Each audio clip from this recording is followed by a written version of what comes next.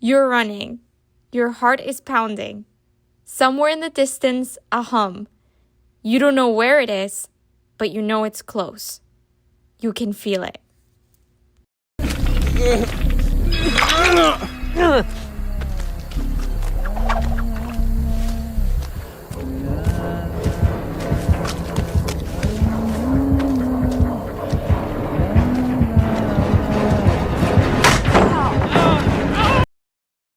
Same game, same scenario, completely different experience.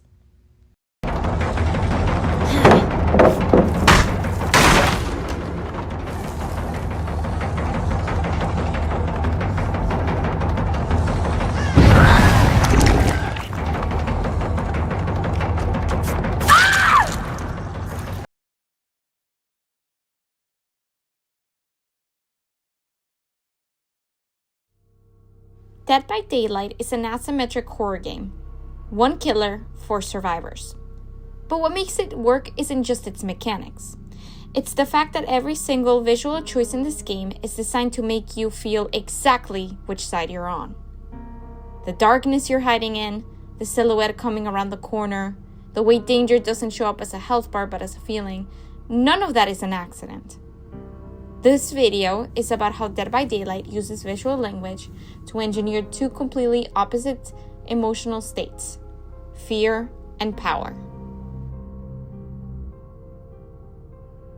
Start with what you see, or more accurately, what you can't see. As a survivor, the world is dark, desaturated, and disorienting. The maps are deliberately underlit and the corners are murky. You're visually small in your environment. The camera sits close to the ground, the geometry towers over you. Color palettes lean into sickly greens, deep grays, and muted browns. These are not pretty colors. They're the colors of rot, of abandonment, and of danger. Switch to the killer's perspective and something shifts immediately. Contrast is higher, and the environment feels more navigable. You're not hiding in the world, you're moving through it. Where the survivor's view puts you inside the fear, the killer's view puts you above it. This is a technique straight out of horror cinema. Think about how slasher films light their monster versus their victims. The monster is often in shadow, but it's a powerful shadow. The victim is lit just enough to look vulnerable.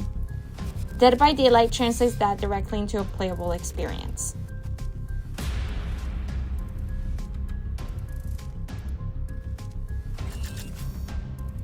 Now look at who you're playing as. Killers in Dead by Daylight are designed around one principle: instant recognition. The trapper, which is the killer on screen, is massive, broad, and industrial. He looks like he was built to hurt people. Ghostface from Scream is lean and eerily still. His mask is blank and unreadable. These silhouettes are immediately legible, even in low light, even at a distance. You know what they are the second you see them. That recognition is part of what makes them terrifying. Your brain processes the threat before you've consciously registered it. Survivors, by contrast, are designed to look like people, ordinary people. They don't have exaggerated proportions or iconic visual hooks. They're meant to look like you or somebody you know. That ordinariness is intentional. It makes them fragile. It makes their situational feel real. The visual design is asking you to identify with them, not admire them. This is the same logic that makes horror movies work. The monster has to feel inhuman. The victim has to feel human. Dead by Daylight builds that entire dynamic into character design alone.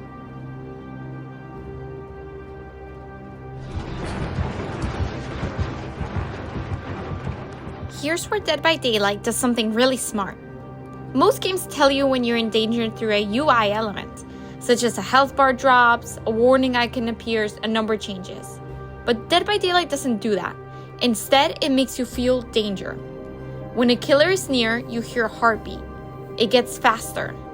You're not reading the information, you're experiencing a physical response. Your body reacts to that sound and that visual before your brain processes why. And when you're caught, or when you're on the hook, the camera shifts. You're elevated, exposed, and helpless. The perspective change is not subtle. It is designed to make you feel the loss of control in your body.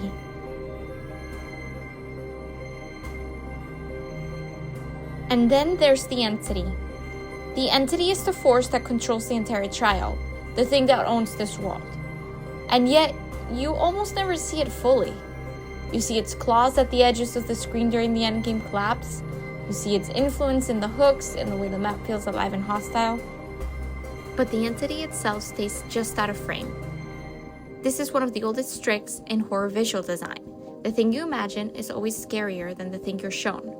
By keeping the entity suggested rather than revealed, Dead by Daylight ensures it can never be diminished. It stays terrifying because it stays incomplete. And this is why that moment, escaping through the exit gate, hits so hard visually.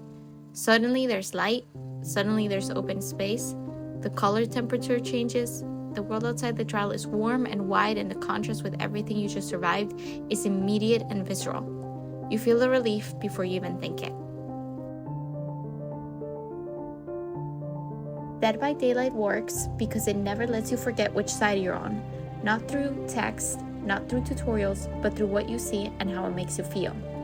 Color, lighting, silhouette, UI, perspective, every element of this game's visual design is doing intentional work. It's communicating power to the killer and vulnerability to the survivor in every single frame without saying a word.